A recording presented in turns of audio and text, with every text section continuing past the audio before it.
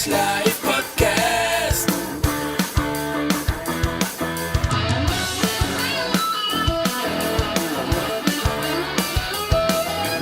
Oilerslive podcast.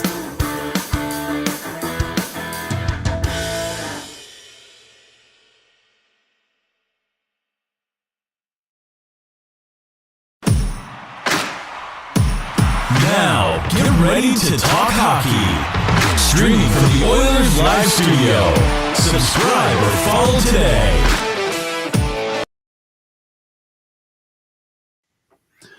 Woo! All right. Hey, how you guys doing? Hey, it's Oilers Live. We're back for another Wednesday night. Feels like months since we've been on the air.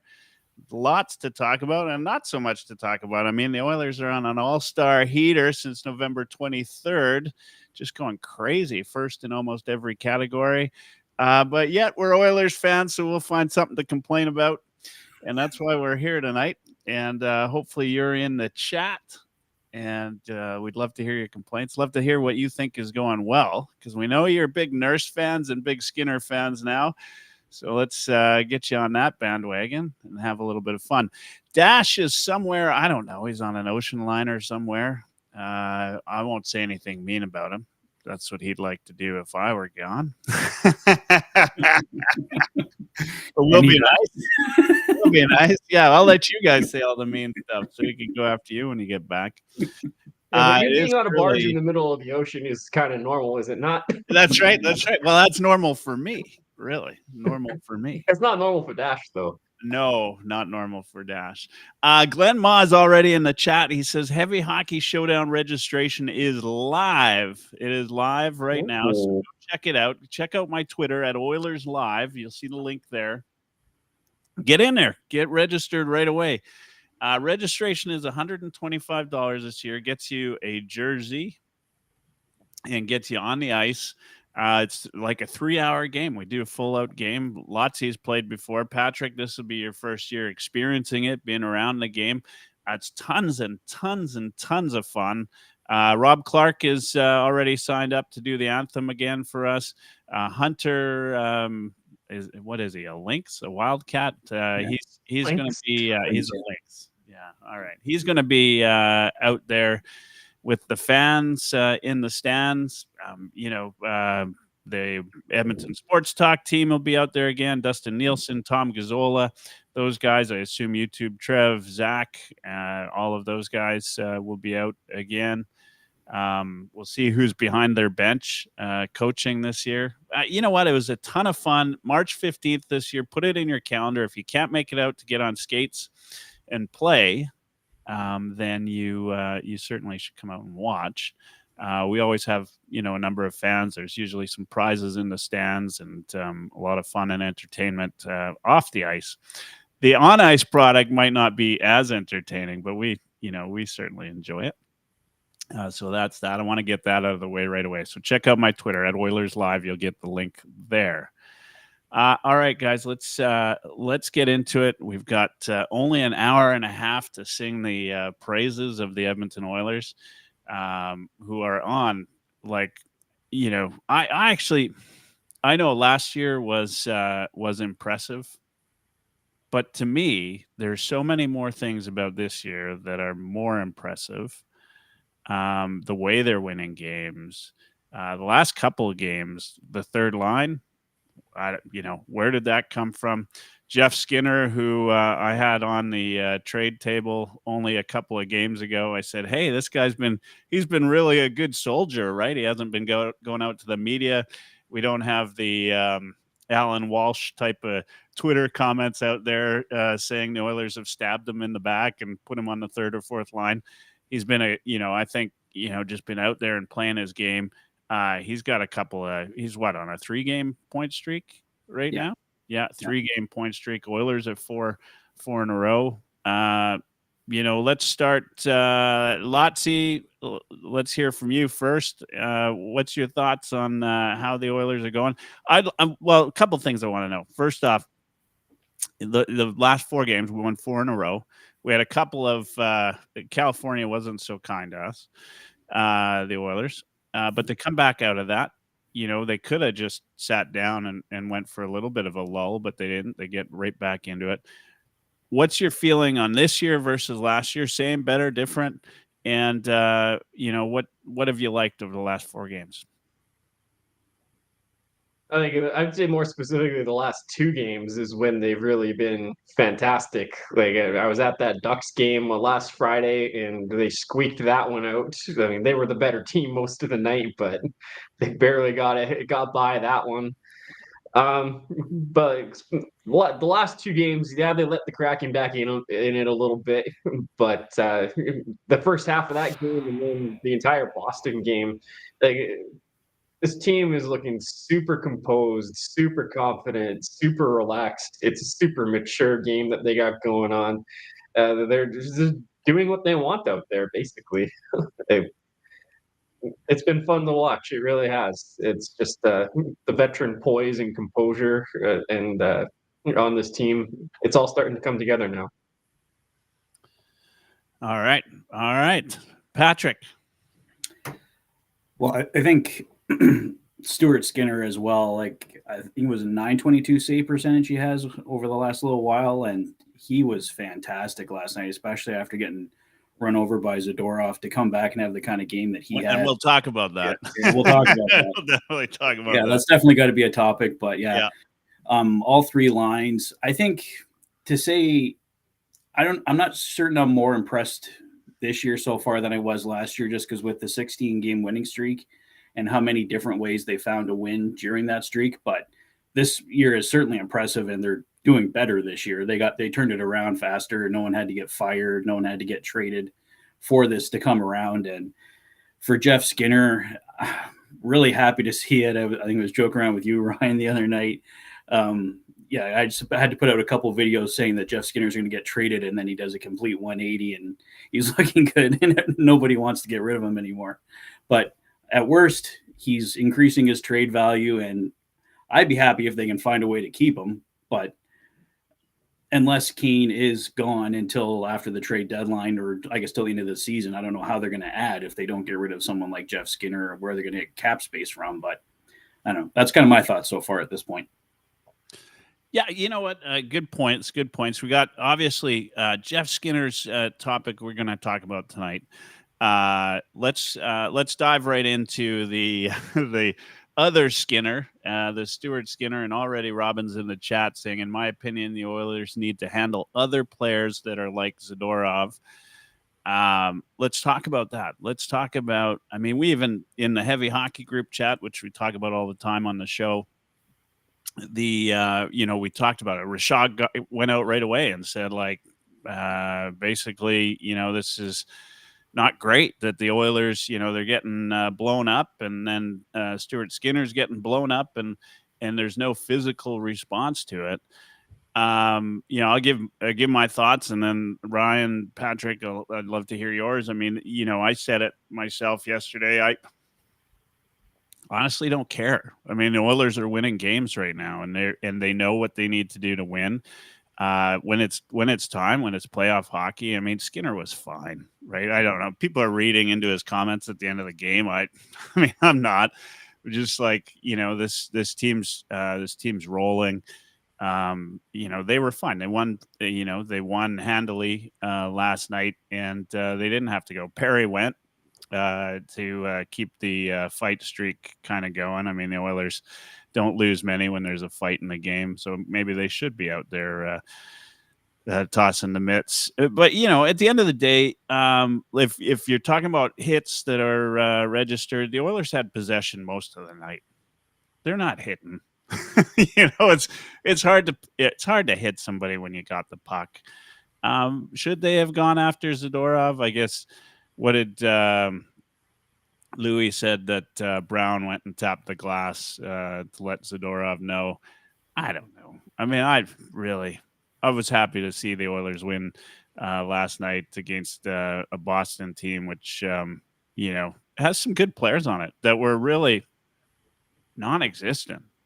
I mean, Pasta and Marchand, to completely eliminate those two, and then look, like, I mean, I say it like that, but at the same time, Stuart Skinner made some outstanding saves at, just like when he needed to. So everybody's going at all things. When it comes down to playoff hockey, that's when you don't let that shit go, right? That's when you get in there and you rough it up. But right now, I mean, who's going to go in there, right? Like, why risk it? Who was it got hurt the other night in the fight?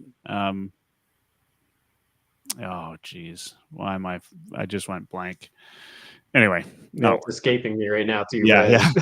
I saw what you're talking about. I didn't catch the name. I mean, just in my opinion, not worth it last night. And Zadorov, of all people, is not worth it. I mean, the Oilers own that guy. Like, keep going to another team that would gladly run over, right? Just keep on moving, Zadorov. We're happy.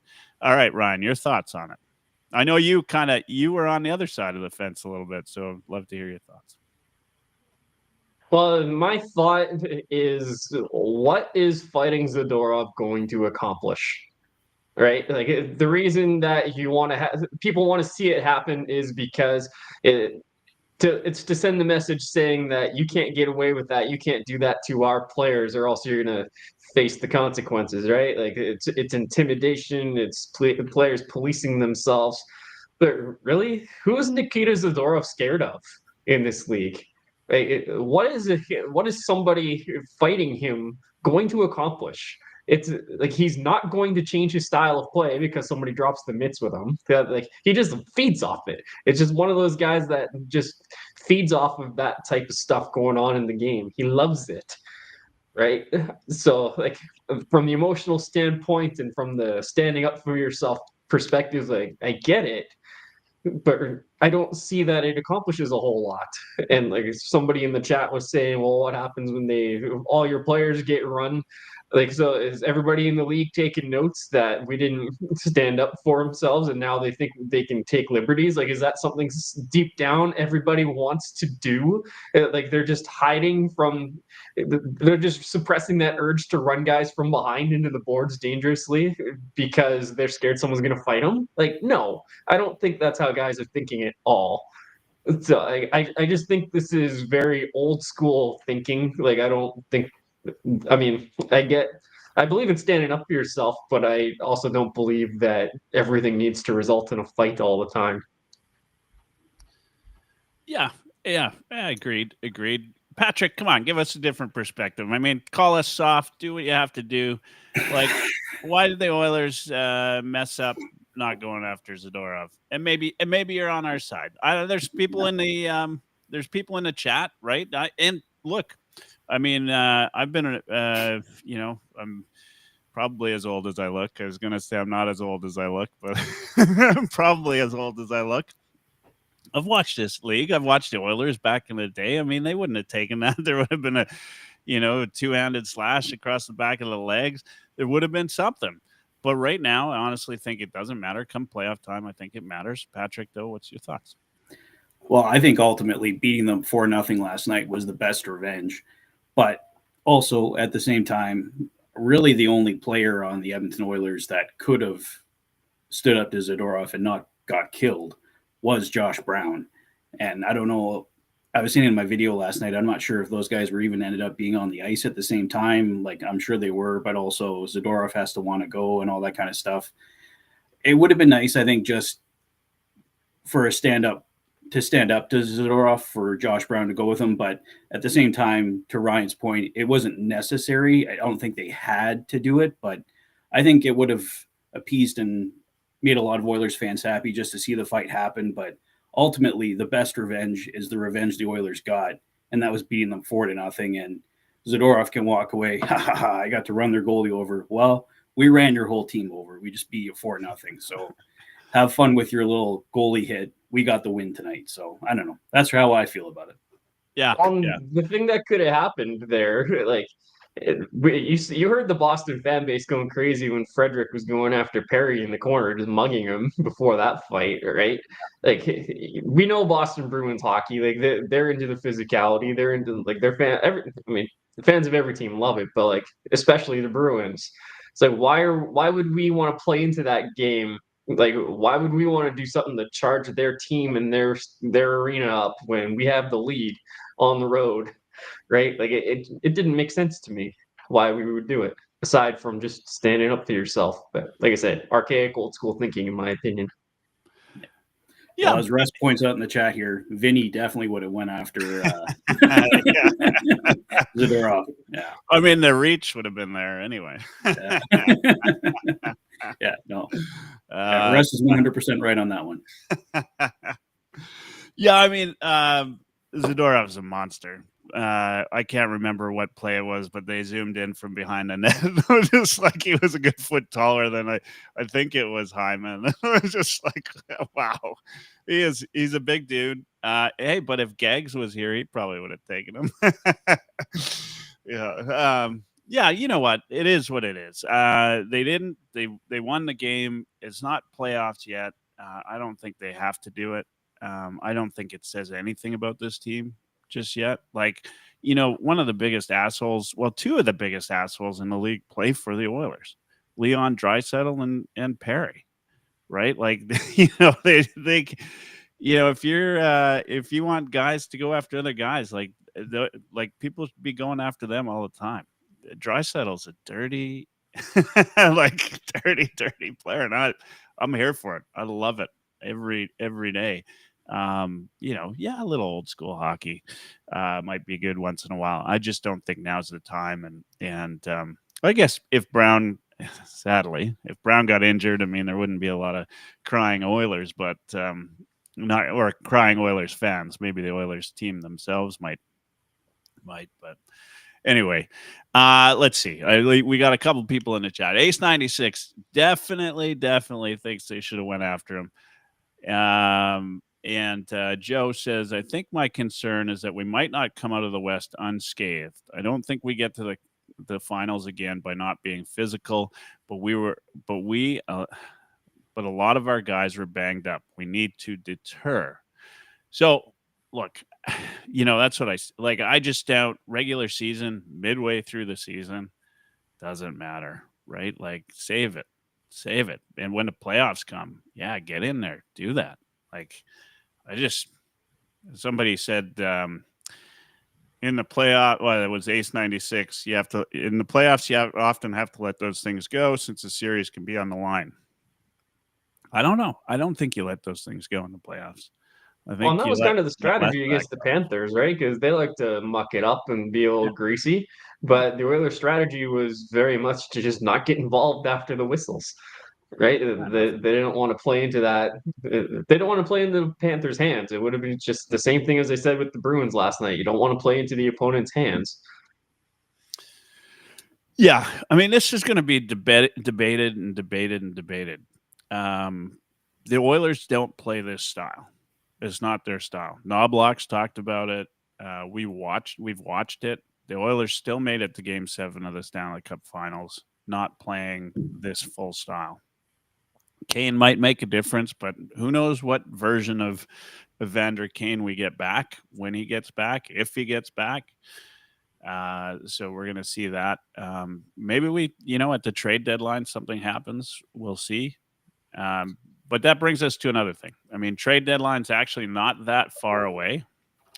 I think Patrick's video is frozen in probably I don't know if you can see that dash, but or dash, Lotsie. There He just we looks go. really enthused. Yeah. Patrick, you still there?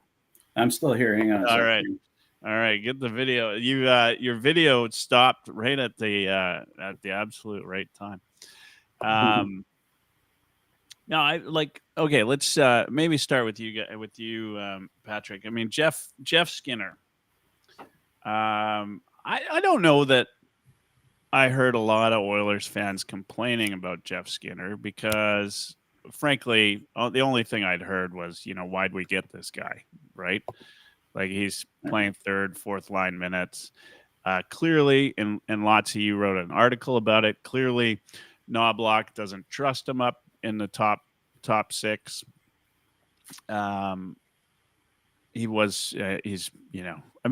He's performing under what he normally would from a average goals perspective. I don't know if that's true anymore after scoring a couple. But now, last couple of games, he's got a point per game. That line of Rico, Perry, and Skinner looked, I thought, really good. I thought it was, I thought the last two games specifically, it's like we had a third line. And we haven't seen a third line in Edmonton. I don't know. When's the last time we saw a third line in Edmonton? Who was it? I guess in the playoffs. I think we might have to Connor ask Coach McCurdy that question. Yeah. We might have to do that. So thoughts? I mean, Patrick, it's early returns, trade deadline, all that coming up. Thoughts on Jeff Skinner? What are you thinking? There's so many ways to go with this. I mean, frankly, Connor Brown on the top line's not ideal either, right? Yeah, I don't think Connor Brown's going to stay there long term. I think that's going to be Zach Hyman back up there again.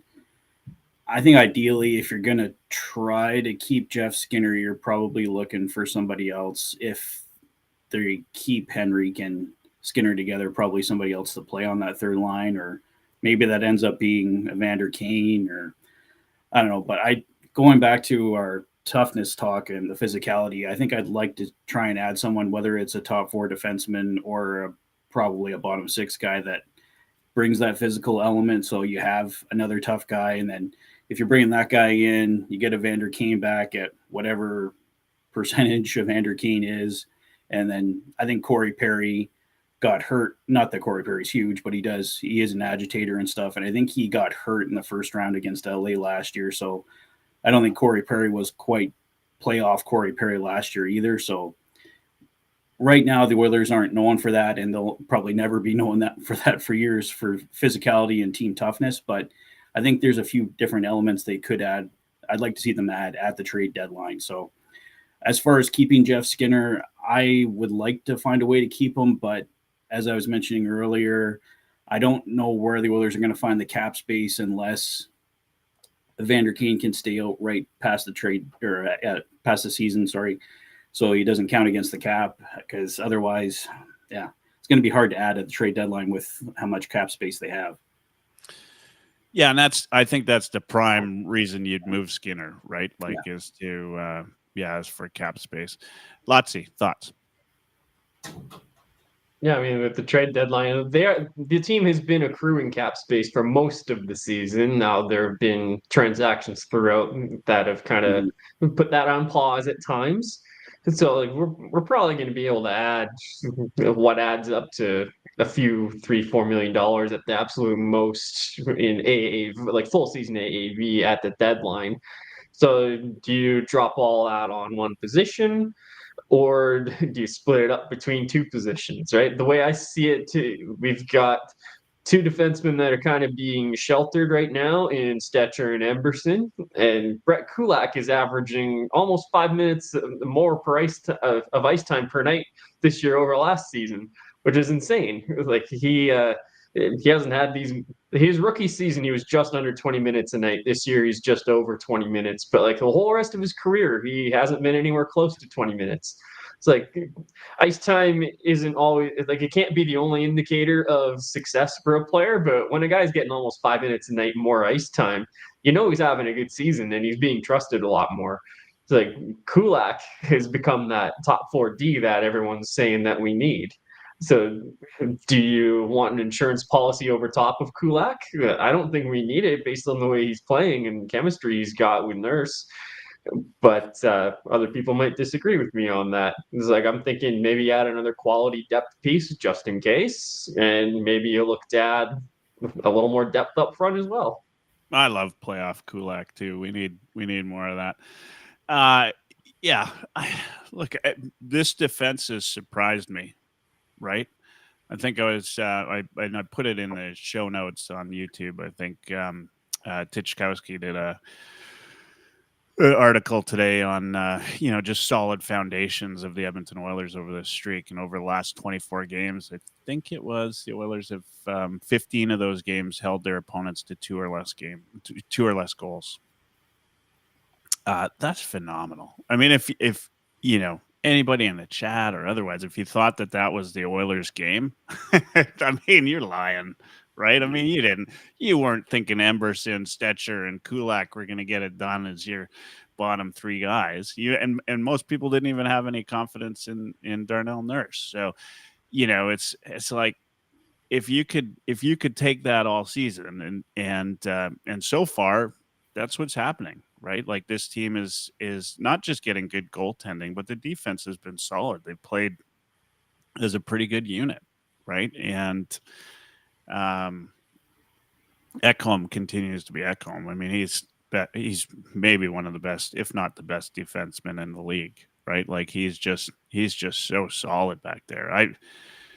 He's had stretches where he's had bad games, but not many. I mean, he is so good. There's just nothing that guy doesn't do well. I love watching him play. He's big. He's strong, and in my mind, one of the best additions to the Oilers in so many years. Yeah. As far as Skinner goes, though, which was the original topic. I mean, Patrick, you bring up a good thing, a good point, which is, dollars in, dollars out, that type of thing. Whether you get rid of Skinner, yeah. I mean, him finding a place on the third line and being trade bait for something like maybe that team toughness that some of the guys in the chat or people in the chat are really wanting, right? Like, finding somebody who, I don't know who that is, right? I off the top of my head, I'm not sure, who's available. It wouldn't hurt, right? It's not going to hurt in the playoffs to have a couple of guys, what's his name in Calgary there that was with Florida, Lumberg. Lumberg, yeah. Lumberg. A guy like Lumberg in the Oilers lineup in the playoffs. I mean, I don't know, something about Lumberg I hate. Maybe it's because he played for Florida. I don't know. Maybe it's because of the the name. Closest my name will ever be to getting to the NHL, Ryan Lumberg. Yeah. But, I mean, a guy like that, like, he does wonders in the playoffs, right? That's the whole reason I wanted Corey Perry for the longest time, right? All I'm going to say to that is Sam Carrick. Yeah. How'd that work out for us last year? Yeah. Yeah. I mean, there are, I don't know. Anyway, at the end of the day, like finding a guy like that or a couple guys like that on your third or fourth line, doing something that, yeah, you're right. We'll probably put Hyman up there, but in that, we've found something at Arvidsson, assuming if he stays healthy, he's looked pretty good on Draisaitl's line like that. I think even Louis mentioned it, and it wasn't hard to see last night the chemistry between Podkolzin and Draisaitl last night, right? Like they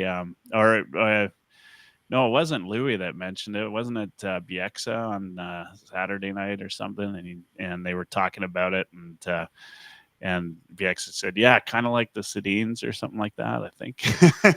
anyway, they're getting some good chemistry. So that, that second line, hard to change that. Hyman up on the third line. We just need to address, what you do about that third line. Cause I'm loving this, having some secondary scoring. I'm here all day for that. It's good, right? Like this is what we want. Was it's the first time the Oilers have won back-to-back games without Connor McDavid scoring a point? It's a ridiculous stat. Now, what's hard more to keep ridiculous? Try keeping McDavid off the score sheet is probably harder than that, though. Yeah. Ace 96 says, I love Perry's game. Too bad he isn't 28, though. Agreed. I also, I've talked about this before. If you've tuned in, I think whatever happened to Perry last year, and then the subsequent, I think he probably sobered up, among other things. I can tell you, as somebody who's sobered up myself, it takes a year before you're back to normal. And I think we're seeing more of what we want from Perry now. granted, he's not. Yeah, you're right. He's not 28 anymore, but he's going to be a different player come playoffs. And we see him a little bit more in people's face again. He's just learning how to live his life again and doing what he does best. But yeah, love guys like that when they play for a team. Hate them when they're playing for any other team. Yeah. All right. What else we got to complain about, guys? I mean, there's more, right? There's more to complain about with the Oilers. There always is. We got Stu Skinner in the chat. Yeah. 900. He's up to 900 save percentage on the season now after last game. Finally, yay! So congrats to Stu on that little achievement. Yeah. Skinner's been great. What do you guys think of Skinner's game last night? I mean, that I know we're talking about running over Boston, but still, they had like a couple stretches there where they could have easily got back in the game. And I think, from my perspective, the toughest game for a goalie is that kind of a game where you're not, what they face 14 shots through the first two periods. Him and Pickard. So a guy like Skinner comes in and then in the third period he kind of keeps the Oilers from losing the momentum, right? Like, when are we going to stop questioning Stuart Skinner? Do either of you still have question marks about Stuart Skinner? I don't. I fully believe in him. I mean, he has tough stretches, but what goalie doesn't? Yeah. And he took us to Game 7 of the Stanley Cup Finals. I mean, he had to come out a bit or Calvin Pickard came in that Vancouver series, and yeah, he has his ups and downs, and he's not a top 10 goaltender or anything like that, but he's a good, serviceable goaltender. And I think we did a whole thing on goalies a couple episodes back, and which goalie is out there that the Oilers can realistically afford and bring in that's going to make a big difference over Stuart Skinner. There isn't one. I mean, we don't have to be nice just because Skinner's in the chat tonight, guys. If you don't, yeah, if you're not loving Skinner, let us know. Ryan, what's your thoughts on Stuart Skinner? I think I've come to just kind of accept what I believe Stu to be, which is either really good or below average, right? When it rains, it pours with Stu. There's extended stretches where we expect more out of him. The softies come in, glove hand stays a little low, and he gets beat, right? But to his credit, he's been unbelievable in the last couple months. And you want to talk about last night's game specifically, I think the Bruins had 3 or 4 breakaways, and he was there for every last one of them. Made all the stops. And so, it was 4-0 with an empty netter, correct? Right? Yeah. So if 1 or 2 of those breakaways goes in, we got a different hockey game. We're not talking about rolling the Bruins anymore. We're talking about how we may have either blew a lead or held on by the skin of our teeth. So, I mean, yeah, he was fantastic last night, and he's been a big part of the team's resurgence here in the second half, so to speak, right? Season's halfway done here, but you know what I'm trying to say. We haven't lost in January for 2 years now. Right?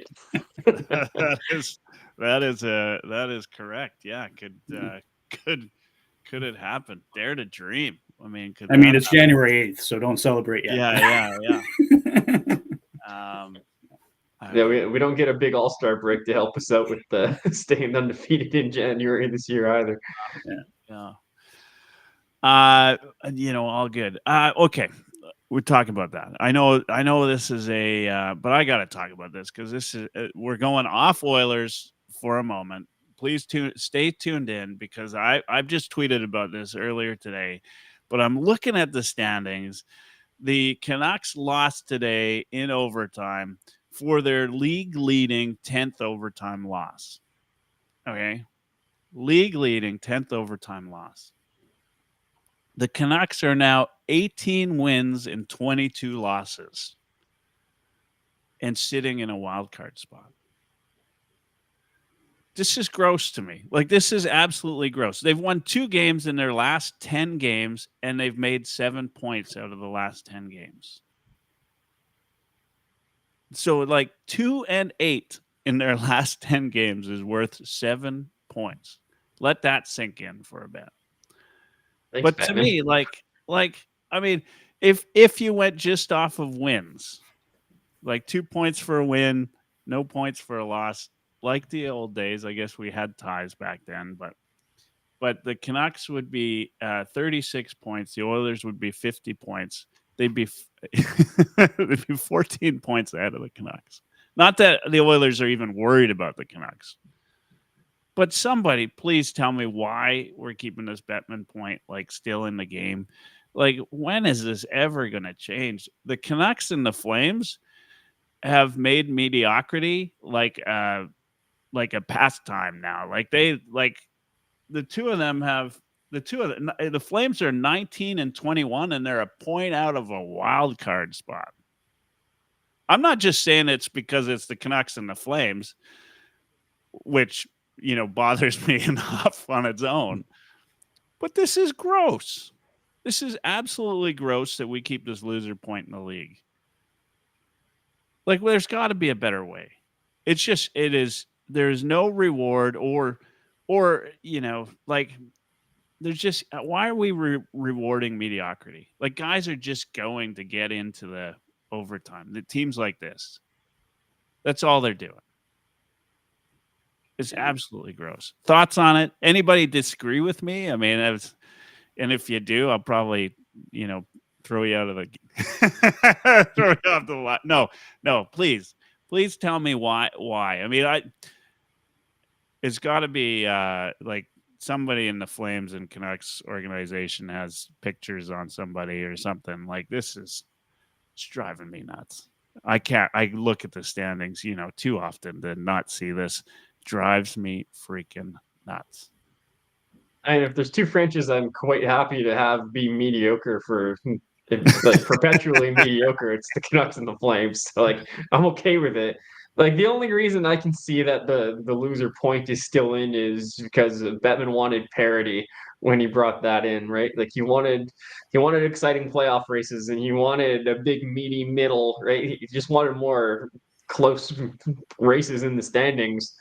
I think we're getting that, but like, I'm on your side, honestly. Like, I would much rather see, like, I could go 3 points for a win and like a point for an overtime loss or something, or just get rid of that point. Like, you got to make regulation wins mean more in the standings than just like being a tiebreaker. Like, you should be rewarded for winning in regulation. Like, if a game is tight, I don't want to see teams just sitting back and like being happy to take it to overtime. Like, I think you make every game worth 3 points. That's what my view is. Every game's worth 3 points. You win it in regulation, you get 3 points. You win it in overtime, you get 2 points. The team that loses in overtime can take a point. Right? Do you know what I mean? Yeah, the international hockey system. Yeah, reward regulation. Right? Because nobody likes a tie. I mean, that's why we went to the shootout, or we got away from the went to 3-on-3, and then we put in the shootout, right? Like, the ties were ridiculous. And what I mean, I remember that. It was awful, like, to go to a hockey game and come out of there with the tie. Like, nothing worse. Yeah. Right? Like, I think about those are dark ages when it comes to, how things were done. So I'm glad that they've, that there's a winner every game. That part I'm happy about, but make every game worth 3 points. Yeah, I don't want ties to come back. The only way I could see, I really hate the shootout. So I'd say maybe a tie if there was a 10-minute overtime and nobody scores in a 10-minute overtime. But if you do a 10-minute 3-on-3, somebody's going to score in that 10 minutes. Like, there might be the odd game that ends in a tie. But I'd get rid of the shootout, do a 10-minute 3-on-3 overtime. And Russ was saying in the chat there, the same thing, the 3-2-1. That's what I would do as well. I agree with you guys there with the international system or whatever it is. And but no ties.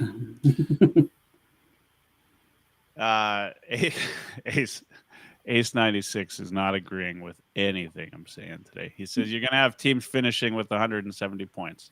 And I don't think it matters. Who cares how many points they have, as long as we know that teams that win in regulation are rewarded. Like, don't reward mediocrity anymore. Oh man, like I think maybe I'd be happy if we just abolished the Flames and Vancouver organizations altogether. We're gonna have somebody to hate on. That's fair enough. Fair enough. You know what? I love a good Battle of Alberta, and I would hate to see that go.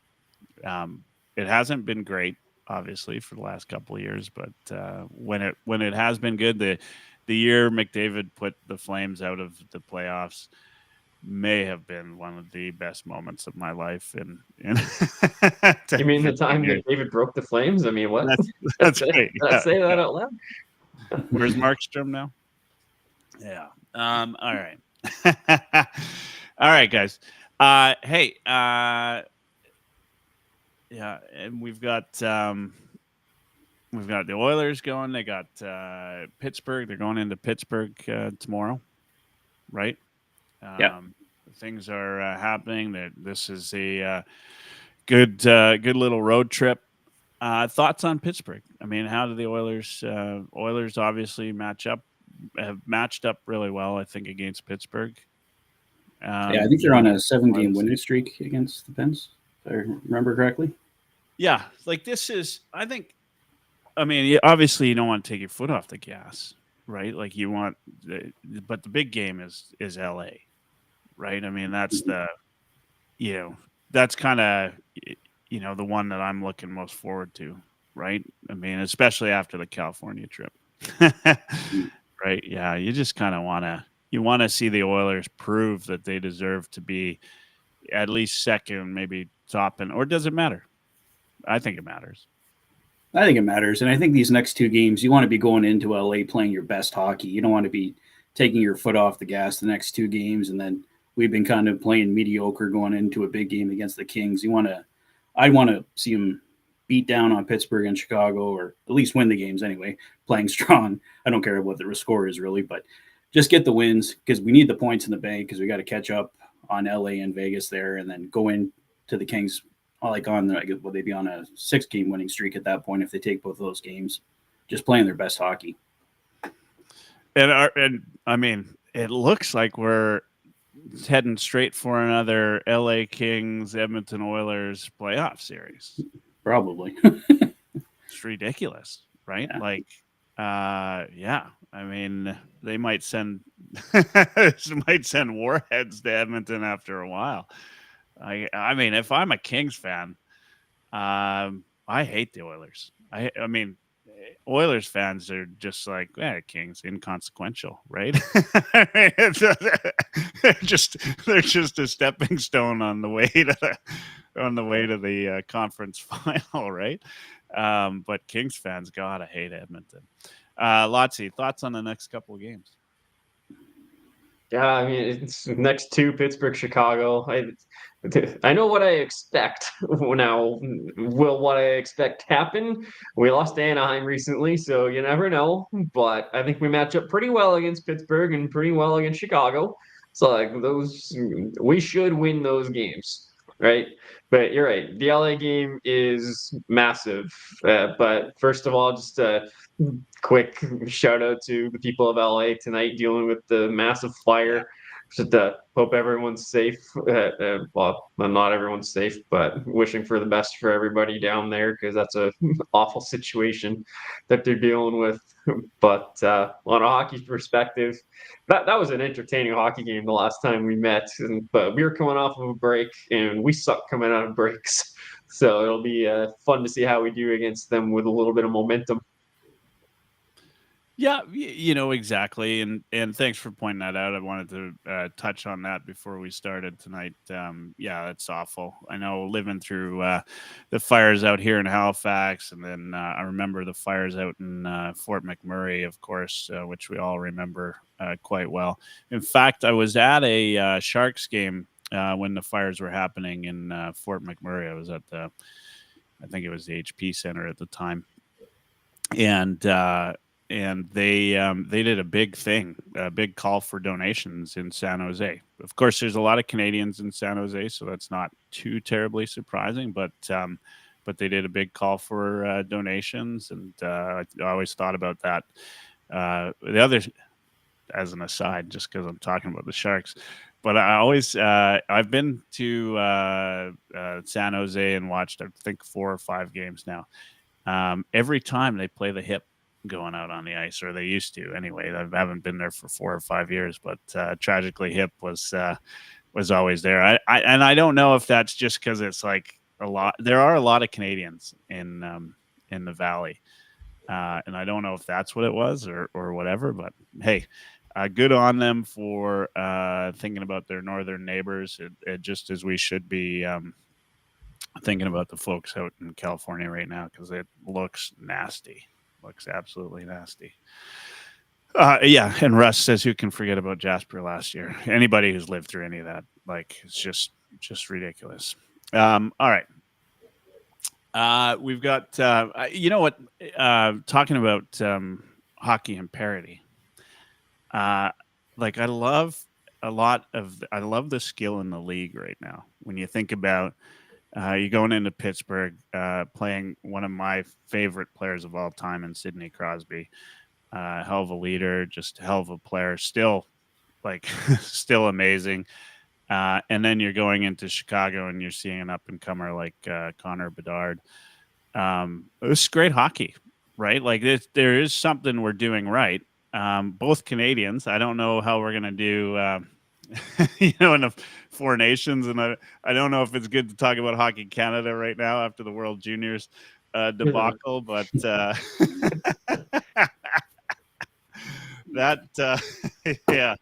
yeah, oh man, I mean, let's if we want to complain, we could start there. But no, this is good. And then Kopitar, I mean, how is this guy doing it year over year? Like, in my mind, probably people on the East Coast, guys that watch hockey in the East, they probably don't even really think about Kopitar, but he is like consistently a top player in the league. Like, consistent, isn't he? I mean, and there was a time where I thought he kind of went away, and then he just kind of came back with a vengeance. And is he getting better as he gets older, or what's the deal with him?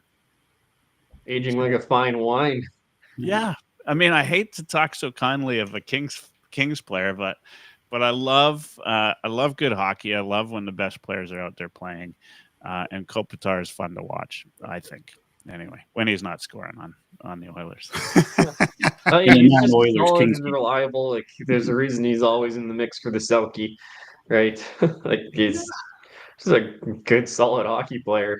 Great at both ends of the ice. Like, he's not flashy at all, right? He's just super smart, and like, he's big, strong, good skater. Yeah. Not a lot to dislike about the guy. No, and I mean, as if we're talking about guys that are seemingly getting better, Ovechkin. Like, what is going on there? I mean, he's clearly on a mission, right? Is he going to do it this year, you think? Like, they're saying his pace is somewhere mid-March now. Like, just over 20 goals is at his current pace, that he'll do it in mid-March. Hard to imagine him not doing it. It's kind of like one of those situations where, like, you're doing a big task or running a long race, and you see the finish line just so close, and so your pace picks up. That's probably a little bit of what we're seeing.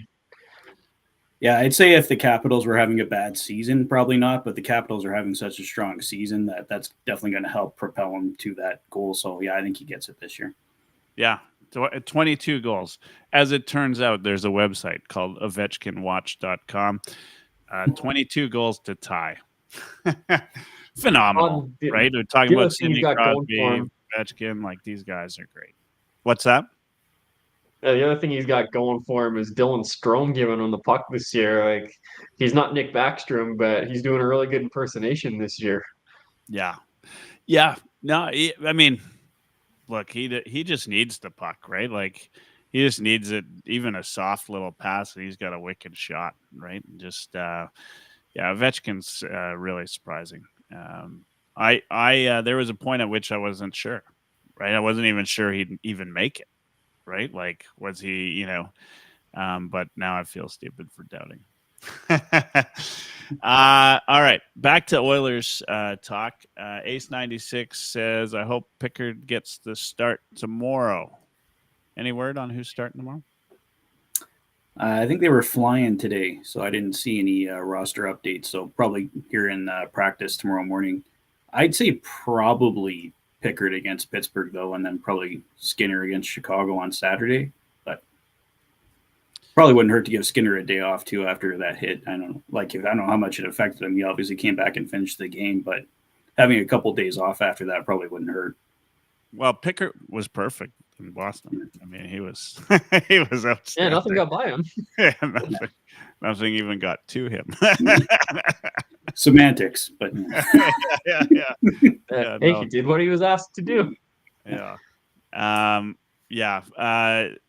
Stuart Skinner says Skinner will start on Monday against the Kings. I would see that as being the case. Yeah, you definitely want Skinner. It's against the Kings. We'll see what happens. But I think you're on the right track. I think probably we'll see Pickard in Pittsburgh. And you know what? It's while Skinner deserves the majority of the games played, Pickard's been capable, right? Like he's they could even give Pickard both games if they wanted to, and give Skinner a bit of a rest. I was just thinking, you got Stu who got ran by Zadorov up there, and he passed his concussion protocol and came back and played. But you got Pittsburgh and Chicago. Pickard usually gets the shall we say softer starts. We got two such starts coming up in the next two games. So and Skinner could use a couple days rest. I'm thinking like we're in a stretch of busy hockey here. Like we're every other day until next Wednesday, and that's the first of a back-to-back Wednesday, Thursday, Minnesota, Colorado, and then they play again Saturday. I think it was we just started this 9-game and 15-day stretch here. So is that what it is? 9 games. Skinner a couple extra days to recover. What game you most looking forward to out of this in January? Just curious. I mean, and does that even cross your mind? Because it crosses mine. I look forward to certain games. Like I mentioned Crosby. I always look forward to watching Crosby play. I remember one time Crosby came into Edmonton, and this was back when the Oilers weren't doing so well, and Pittsburgh Penguins were on the up and up. And Pittsburgh was the first couple periods they were mediocre in the game, and it was like Crosby said. Yeah, I don't like this. Like he just decided that he was going to put the whole team on his back. And I just remember that I think it was the one where who did he absolutely demolish down low in overtime? Nurse, I think it was. Yeah, Strome, I think. Strome. Yeah. Oh, was it Strome? Yeah, it was Strome. Yeah. I think it was that game. Anyway, I love watching Crosby play. I always look forward to watching the Penguins play. I don't watch them enough, and of course, watch them whenever. But if I was going to look forward to one of the games in January, it would be Colorado, because they're playing real well right now too. Ever since they got Blackwood, like Blackwood's 7-1 with like a .940 save percentage since he got traded. Like he's been what they needed. Yeah, and that's going to be a really good game to watch. Yeah. Any Avalanche fans watching tonight? If you are, stay tuned for the whole show because it's great. We're going to talk lots of Oilers hockey. Day for what? For me, I think that I'm looking forward to that LA game just because I thought that was a really good hockey game right out of the Christmas break. That was high quality hockey both ways. Like the Kings aren't the same Kings as we saw last year. They're not playing the 1-3 or 1-1-3 anymore. They're the new coach is giving them poetic license a little bit. They're playing a little more free, and they're still playing really well defensively. So the Kings are a tougher team this year. Yeah, I'm looking forward to the Oilers-Kings game, and then I also have tickets later this month for the Oilers-Capitals game. I think that's going to be a good one. Oh, that should be a good one. Yeah. But that'll be good. every time Wilson steps on the ice, I worry. It's like when you played against Pronger or you played against Scott Stevens or somebody like that, right? Like you just kind of cross your fingers and hope. Like Zadorov, not so much, but Trouba's another guy that I hate to play against because you just don't know what's going to happen right out there, and I always think, like, I don't care if a guy got suspended for 10 games for the hit. Like, I want my player on the ice. I want to watch, whoever, right? Like, I'd rather not see an injury. And Trouba maybe is my least favorite player when it comes to that. But Wilson, man, he can deliver some real killers. Yeah. Is he playing? I haven't even heard much about him, to be honest. I haven't been watching the Capitals. But I assume I caught a game a little while ago. I think it was before the break, but like he had taken a puck to the face earlier in the game, and he had like this baseball-sized welt on his cheek, and he still scored 2 goals. Like that was. There's no doubt the guy's skilled. He's a skilled player. Like he's, but man, he can lay some pretty dirty hits, right? Like, yeah, he's still in. Yeah. In fact, I think he might have been on the ice tonight when the Capitals handed the loss to the Canucks. Yeah. How unfortunate. Very unfortunate. I'm gonna double check that. I don't know if are you crying there, Patrick? You crying? That's did I mention league leading 10th overtime loss? Oh man, let's not go there. Lotsy knows. I mean, this has been a source of like a sore spot for me. I just can't. It's one of those like can't let it go things for me, and it probably gets worse year over year as the Flames and the Canucks sort of feast off of overtime losses. Yeah, we'll talk. We'll talk about a lot of wood. Yeah. Oh man. Yeah. Blackhawks beat the Avalanche. Right? 3-1. Yeah. Even a blind squirrel finds a nut. Yeah. Yeah.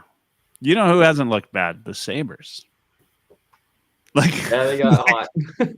They got hot. I mean, they're not like killing it or anything. They're not on some major win streak, but they're giving people a run for their money. They've got some good players there.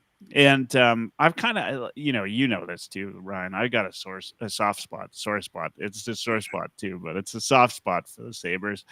I've been sore the last few years. Yeah, I've watched the Oilers play in Buffalo a few times, and like Sabres fans went through at least the first 10 years of their job. What we went through, now they're in their own little territory, but.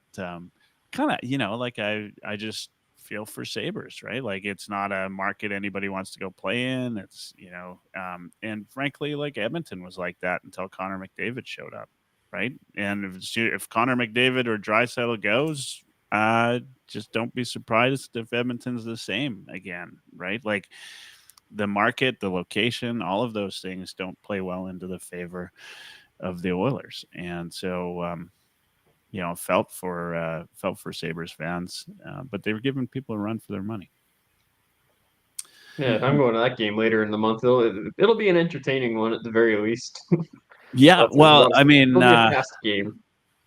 Dahlin is he's fun to watch too. Talking about really good players. Like just follow him even when he doesn't have the puck, right? Like he's one of those players. He's just from a hockey IQ standpoint, is just fun to watch. And Powers is not bad. And if they could ever get some of these things together, they'd be a good team. But don't every year when we do our season kickoff show, I'm like, this is the year they're going to the playoffs. They're going to sneak in, and they find a way to just squash everybody's hopes and dreams. But it is a great place to go watch a game if you ever get a chance. You just like go fly to Toronto and make the drive. And I always tell this story. You've probably heard it, Lotsy. But one time I went to the game. I sat right on the center line watching Connor McDavid and the Edmonton Oilers. And I paid $15 US. I went on my own. I was in Toronto for business. And I drove up there, met with some Oilerslive fans, which is good. We have one or two. And met with them after the game and actually ran into a friend of mine, a guy that I know. He's a pilot. He was at the game. And I sat there and I was all excited that I got $15 for center line tickets. I turned to the guy beside me. I'm like, I paid $15 for this seat. And he's like, yeah, I just got mine for $5. I'm like, damn it, I overpaid. Wow.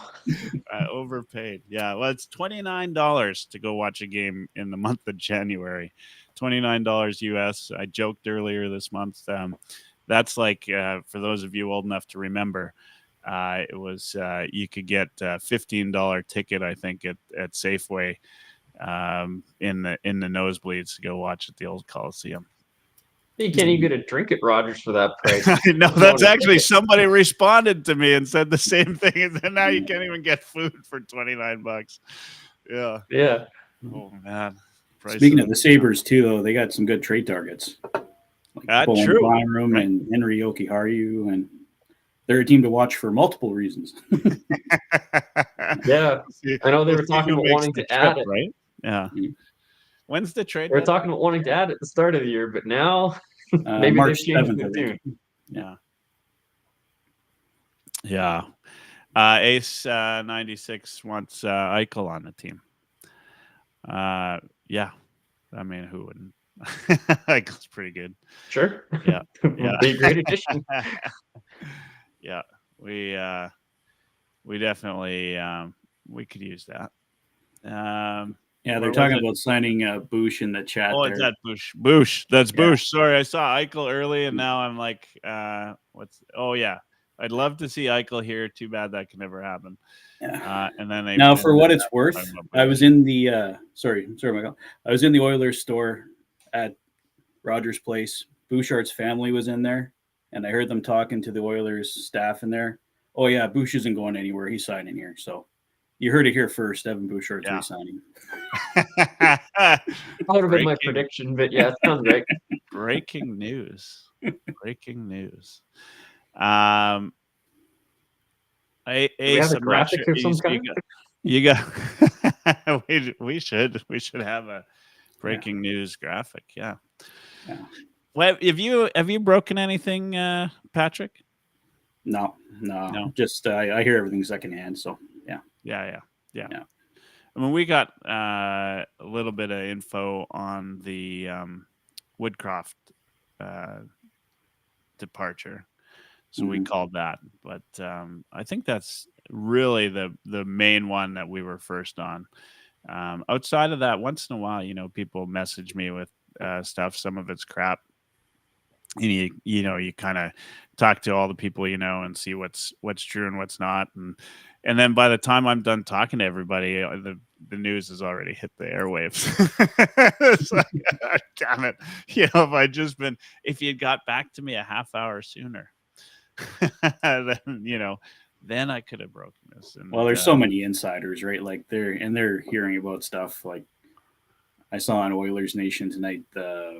Frank Saravalli was going to put out that Jacob Chikrin was coming to the Oilers last trade deadline, or no, a couple. That old news though. We knew they were in on Chikrin, but apparently it was that close within the last hour that it was almost Chikrin. But yeah, I saw somebody. I'm glad it worked out the way it did. Yeah, that's right. Yeah. And somebody did comment on that. Was like, oh well, that would have been good too. No, it wouldn't have. No, it would not have been anywhere close to what we got out of Ekholm. Like Chikrin would not. Like, I mean, how many games has he played since? He's been fairly healthy since. It didn't really work out that well in Ottawa. Like they had Sanderson there as well. They had Shabbat and then Chikrin too. Like I think they were just kind of feeling loaded on the left side, and they opted to go with the younger guys because Chikrin wasn't exactly killing it. But he's killing it in Washington this year. Like, if I get the Washington version of Chikrin, I'd be happy to have him on my team right now. Ekholm, I think, is kind of taking a step back a little bit, especially in the last month or two here. Like, you look at the ice time recently, Ekholm and Bush are not the top of the list anymore. But and Chikrin's also a lot younger. But I mean, Ekholm's been a fantastic addition. Like, I'm not upset that we have him, or like, I think that worked out wonderfully. But yeah, Ekholm is getting close to that age where things start going sideways, though. That's the only issue. I think he's still got another year, though, at least, of being a We need him to. noticeably. Yeah. Yeah. I mean, I don't. Yeah, I mean, this was the year where I was wondering, like, what do we see from Ekholm, right? And that would be, but guys are, we talked about Kopitar, we talked about Ovechkin, right? We talked about, even for that matter, like Crosby. The guys are playing longer and longer, and they're better longer and longer, and so don't expect that. Ekholm won't be good for another 2-3 years. Like, he could very well be still very capable. Well, yeah, even if he drops down to being like a number 4 guy, he's still extremely useful to us, right? Yeah, even if he's absolutely. It's just, is there a situation where he goes off a cliff like some guys do, right? You just can't predict it. Like, Michael rattled off some elite players that have stayed at a high level into their late 30s, but those are the exception, not the norm. Yeah, true. Thoughts on, like, I'm outside of Skinner. I mean, who's got to be replaced on this team right now, right? I mean, are we? It seems like we're a little hot and cold on the Connor Brown thing, right? I mean, I think Patrick. Maybe it wasn't your tweet, but you called it out in a group chat about, like, it was cute last year, Connor Brown, but it's not cute this year. And then I think a day later or something, he scored, right? Mm-hmm. But he's back. He's turned it on now, yeah. Yeah. But he's kind of being back to being Connor Brown again. Like, he's on Connor McDavid's line, and not really been noticeable. Right. I mean, it's hard to be noticeable, though, when you're on Connor McDavid. I mean, you're noticing Connor McDavid for the most part, but he's clearly not the answer for the top line, right? No. And I think that was just more to allow them to put Hyman down on the third line to get them going. Agreed. Yeah. Which is a reward for Brownie too, because he'd been playing well. Yeah. But who, like, we talk about trades, like, we talk about who's going to go. I mean, if it's not Skinner, then who, right? I mean, Kapanen's now playing down the lineup, but he's kind of one of those nice players that you can kind of put up and down the lineup because he's got some speed, right? I think he's for the what the Oilers paid to get him over, right? Obviously, picking him up off of waivers, it's been a nice little addition. But who else goes? I mean, Janmark. Well,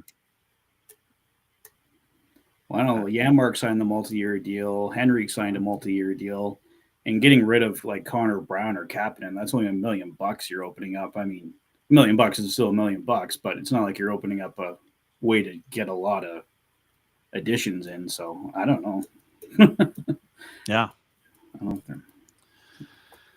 I mean, it's just, I mean, I the reason I bring it up is looking at the Oilers lineup and thinking about Skinner, right? Like, I mean, that's where everything sort of starts to point, right? Your friend, our man in the UK there, Russ, said, "What if the Oilers signed Skinner for trade bait?" He was joking, but wow, that'd be quite the move, wouldn't it? I don't know if they would have given them a no trade at that point, but that's true. Yeah.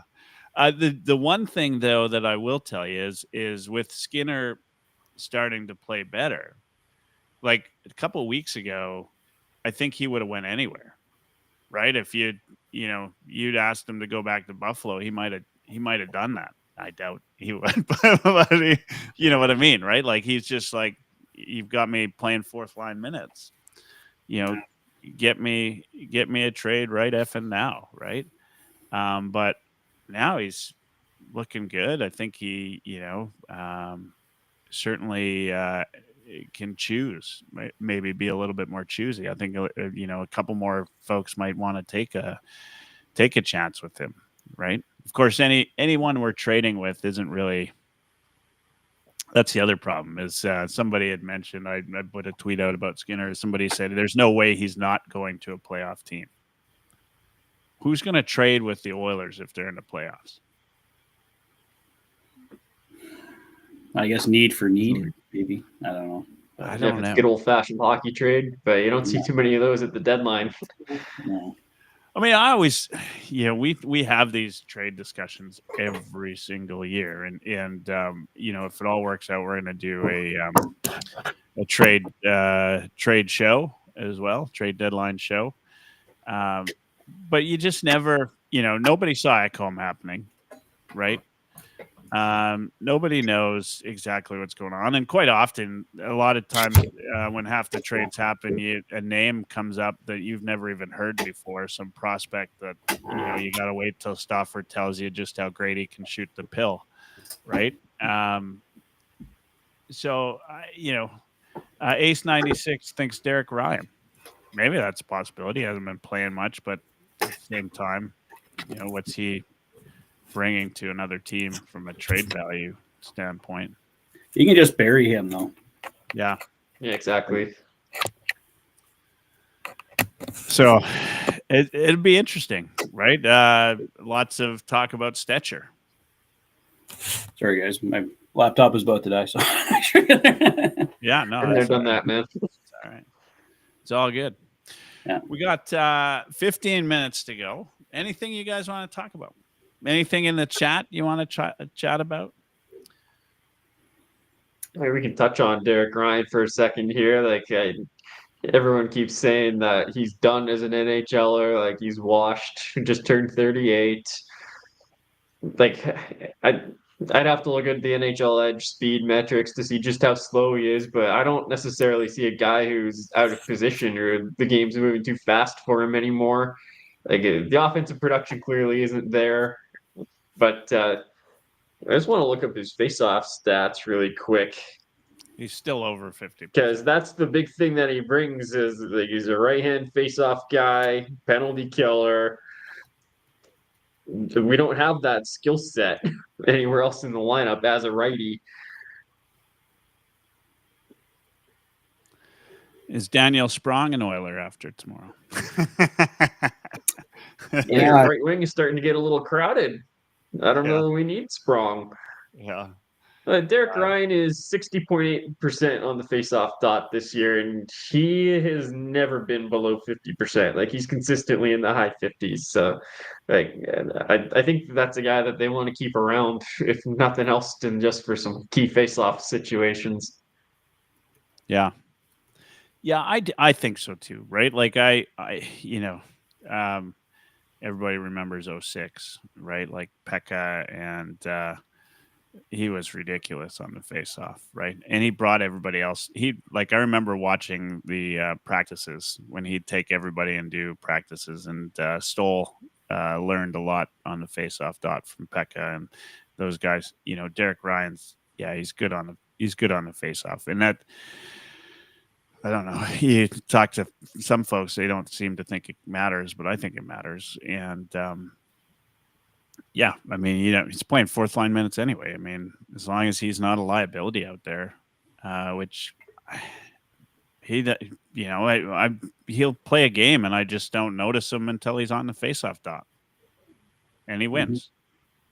Mm-hmm. So I think that's good. I just don't think that. I don't hate him enough as a player to say he's got to move out, right? Somebody said he'd retire as an Oiler. And I think he will. Like, and there's nothing to gain from getting rid of him.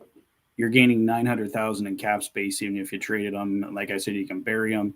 I think he's just fine as he doesn't need to play every single night, and you just put him in for certain games. And like maybe come playoff time, we see him switching in and out with Noah Philp if Philp comes up, because apparently that's a possibility by the end of this month.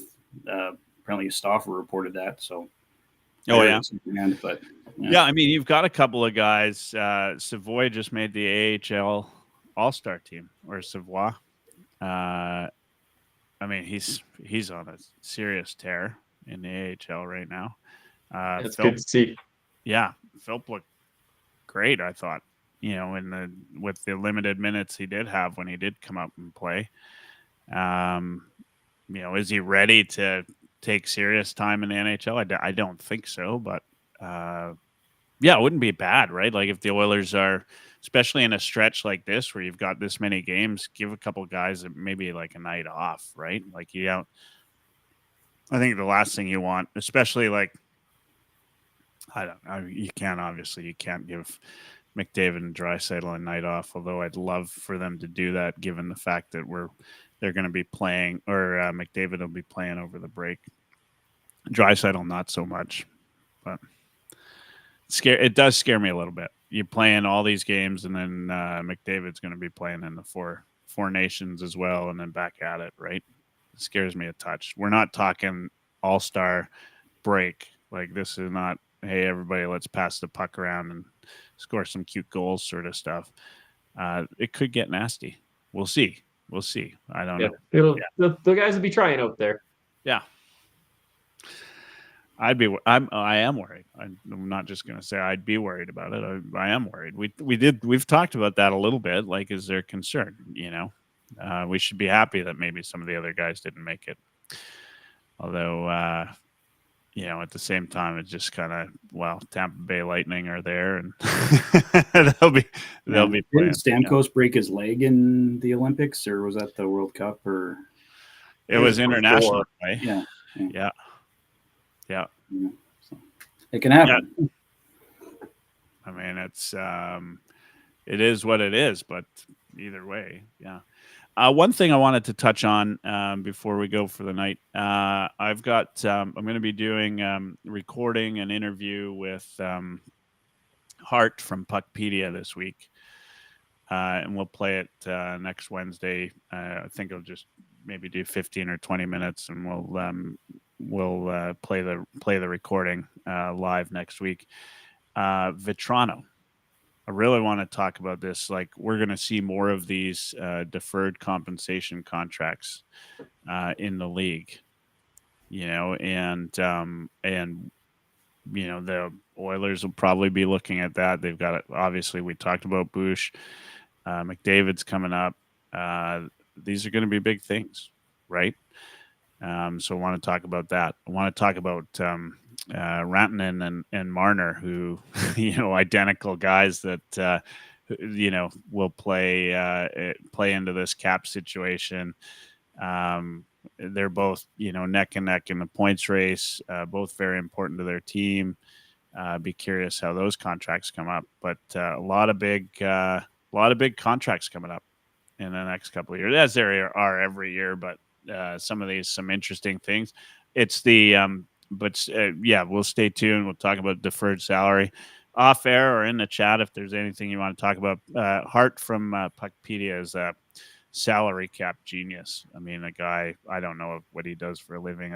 I think outside of Puckpedia he was into finance, so he kind of understands that side, but he's always good. He understands those things, and and he's so it'd be good to talk about Vetrano's deferred salary and understand, how that plays into the Oilers' future. There was one other contract earlier this year that had a little bit of a deferred piece to it. Seth Jarvis, I believe.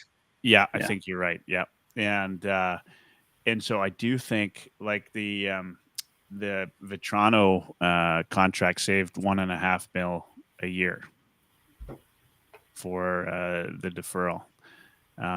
Of course, nothing will be some of the deferred contracts in other leagues are Yeah, ridiculous. thank you, Shohei. Yeah. But I don't know that we'll see anything like that. But could we see something like that with Connor McDavid to make it? I'm honestly a little surprised we didn't start seeing that a little earlier during this flat cap era. Like, and we're just at the tail end of it now. The cap's starting to go up in big chunks every year, and now we're starting to see the deferred contracts. Like, why weren't we seeing that when the cap was flat and teams were crying for cap space? It's interesting. Yeah, no, it is interesting. So anyway, yeah, I'll do that interview, record that, and watch for it. 15 to 20 minutes. We'll play it here. I'll maybe do a side video. We'll put that on the Heavy Hockey YouTube site. Anything coming up from Oilers Fanatic that we might want to know about over the next, just your usual, I guess. Yeah, just usual. Do obviously more trade deadline coverage as we get closer here. Still a little bit of a wait. I believe it's Friday, March 7th, whatever the Friday is. Yeah, so I used to, Ken Holland typically always did his trades 2 days before the trade deadline. So if the trade deadline was on Friday, he'd do his trades on Wednesday. So I used to always try and take those 3 days off because that's when he was going to do the trade so I could do the videos, but don't know what to expect with Stan Bowman. So yeah, we'll see what happens there. Yeah, we'll see. Yeah, and Lotsie, any articles on the horizon? There's always articles on the horizon, Michael. Honestly, like I just came out with one about the debacle that was the World Juniors for the Canadian team, and what we can hopefully see, or what we should see from Canadian management in years ahead, which things I hope we see. So I thought that was a fun one to write, and tough one to write because that was a really disappointing tournament and disappointing roster selection process that they went through as well. But yeah, as far as stuff coming up, like nothing immediately, but there's gonna be stuff coming. There's always stuff coming. I've been trying to do one a week at least, so I'll try to keep to that for the next little while here. Yeah, excellent. Yeah, and of course we've had Bob the goalie had a couple of power rankings out for January. His goalie power ranking, which Stuart Skinner still isn't on. So there's no homer in heavy hockey, I guess. Maybe Skinner will make it to his top 10 for February. We'll see. Yeah, lots going on. Heavyhockey.com. Thank you to everybody that's tuned in.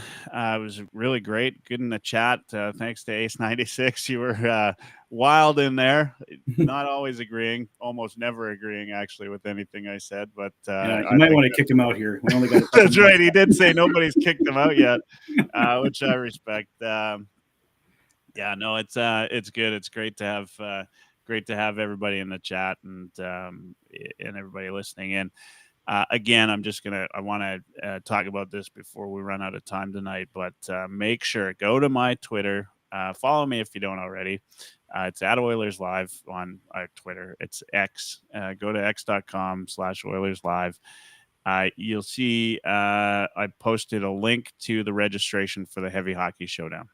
And if you don't know about the Heavy Hockey Showdown, it's a single game that we've done every year, raising money, and we raise money for the Sexual Assault Center of Edmonton, a great cause.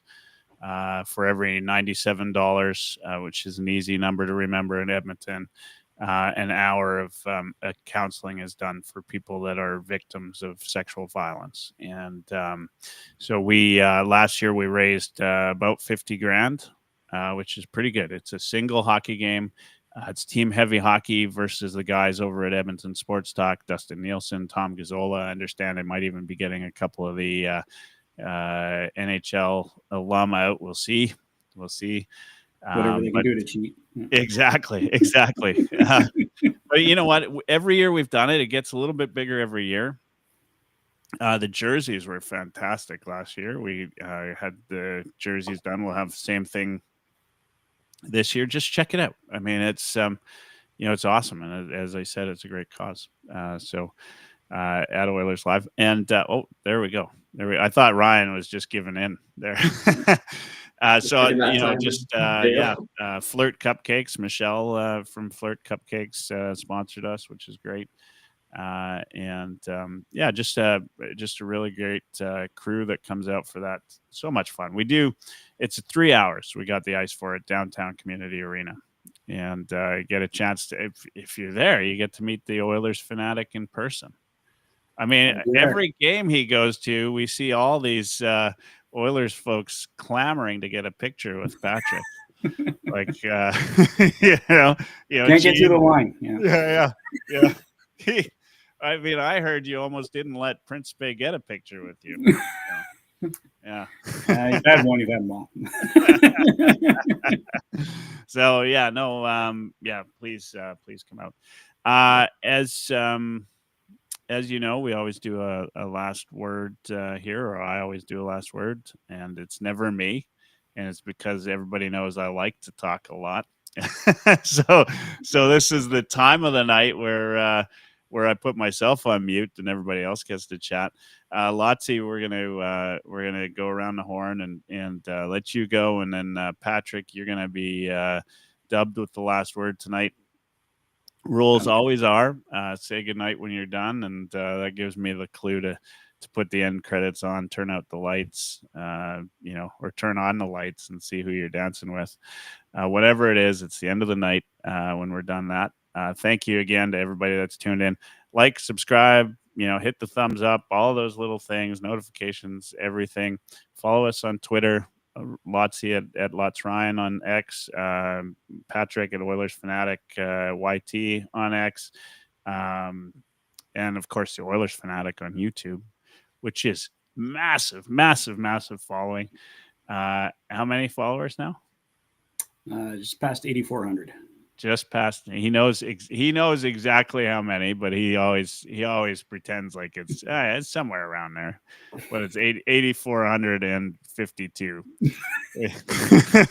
Wait a second, 53. There we go. It's probably gone down tonight, actually. That's right. Probably gone down. All right, Lotsie, you got the word. When you're done, pass it over to Patrick to finish this off. Thanks, everybody. Have a great night. Yeah, so just as Michael said, please definitely go check out his Twitter and go check out the Heavy Hockey Showdown registration. If nothing else, you get the chance to play with yours truly on a team or against me. I'm sure you've all been clamoring for that opportunity. Yeah, no, I don't think anyone's lining up for that chance. But yeah, it's a great cause. It's gonna be a fun day. I'm super excited about it. Yeah, we'll be talking about it lots here on Oilers Live and on Twitter from now until March 15th, the big day leading up to it. But for now, I'm just excited to watch a lot of hockey in the next few days. So let's go Oilers, and let's keep this good thing rolling. What do you got, Patrick? Well, I just want to thank everyone in the chat here for showing up. It was a great conversation tonight. I think this is the best turnout in the chat I've seen anyway since I've joined Heavy Hockey. So thank you all for joining us and making this a great discussion. Thank you, Michael. Thank you, Ryan. I've had so much fun since I joined Heavy Hockey. It's been a great experience so far. And yeah, just loving life right now. It's going great at both channels, and looking forward to all the stuff we got going on in the future here. So thanks everyone again for joining us, and have a great night.